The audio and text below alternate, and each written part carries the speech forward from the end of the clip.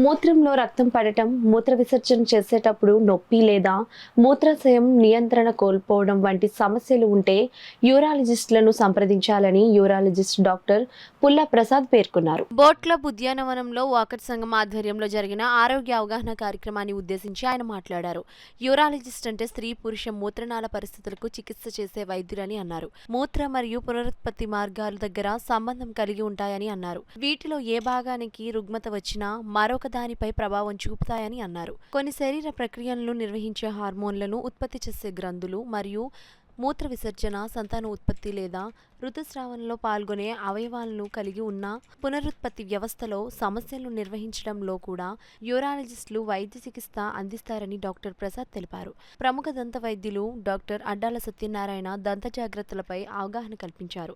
ఈ సందర్భంగా వాకర్స్ సంఘం అధ్యక్షులు అడబాల రత్నప్రసాద్ ఆధ్వర్యంలో డాక్టర్ పుల్ల ప్రసాద్, డాక్టర్ అడ్డాల సత్యనారాయణలను ఘనంగా సత్కరించారు. రమణ క్లినికల్ ల్యాబొరేటరీ ఆధ్వర్యంలో ఉచితంగా రక్త పరీక్షలు నిర్వహించగా ఫార్మసిస్ట్ శ్రీవాణి, పిఎంపి వైద్యులు కుమార్ యాదవ్లు బీపీ పరీక్షలు నిర్వహించారు. ఈ కార్యక్రమంలో కార్యదర్శి డాక్టర్ దాసరి శ్రీధర్, ప్రసాద్ నాయుడు, చింతపల్లి సుబ్బారావు, నిమ్మకాయల వెంకటేశ్వరరావు, బుద్ధరాజు సత్యనారాయణరాజు, యనమల రామం, కొమ్మూరి శ్రీనివాసరావు, రేలంగి బాపిరాజు, సుబ్రహ్మణ్యం తదితరులు పాల్గొన్నారు.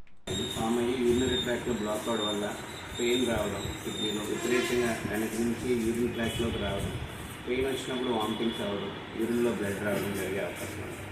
ఇంకా other common problem urinary tract infection.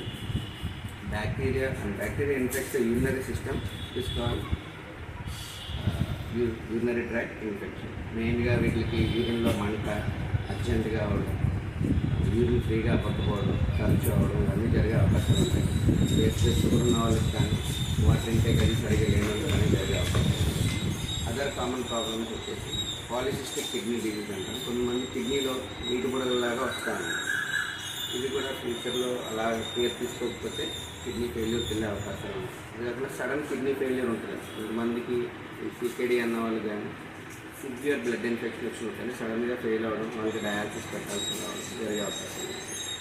So మనం ఎర్లీగా కనుక కిడ్నీ వ్యాధి మనం కనుక్కోగలిగితే కనుక డిజీజ్ ట్రీట్మెంట్కి చాలా హెల్ప్ అవుతుంది. లేట్ స్టేజ్లో కాకుండా ఎర్లీగా.